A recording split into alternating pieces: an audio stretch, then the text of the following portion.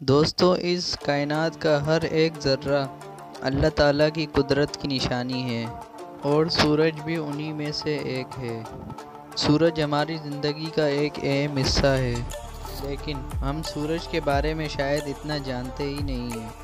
دوستو یہ اندر سے کیسا دکھتا ہے؟ کیا اس کے اندر آگ لگی ہوئی ہے؟ تو کیا ہوگا؟ اور اگر سورج پر پانی گر جائے تو کیا ہوگا؟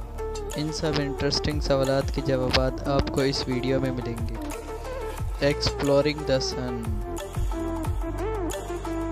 سورج ہمارے سولر سسٹم کے بیچ میں موجود ایک اسٹار ہے۔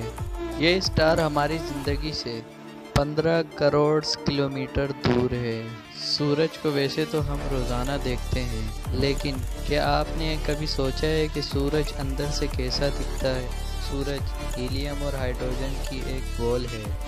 اس میں کچھ دوسری چیزیں بھی شامل ہیں، آکسیجن، کاربن اور آئرن وغیرہ۔ یعنی سورج گیسز سے بھرا ہوا ایک گولا ہے۔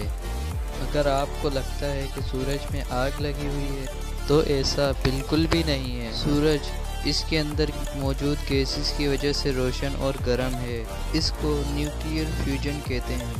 لیکن سورج اندر سے کیسا دکھتا ہے؟ اس کے 6 حصے ہیں۔ سورج کے پہلے حصے یعنی لیئر کو کرونا کہتے ہیں۔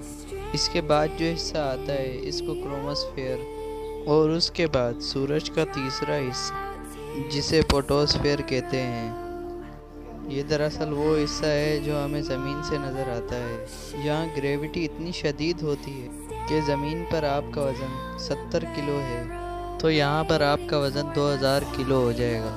ویسے یہ بات ہے کہ ہم سورج کے آس پاس جا ہی نہیں سکتے۔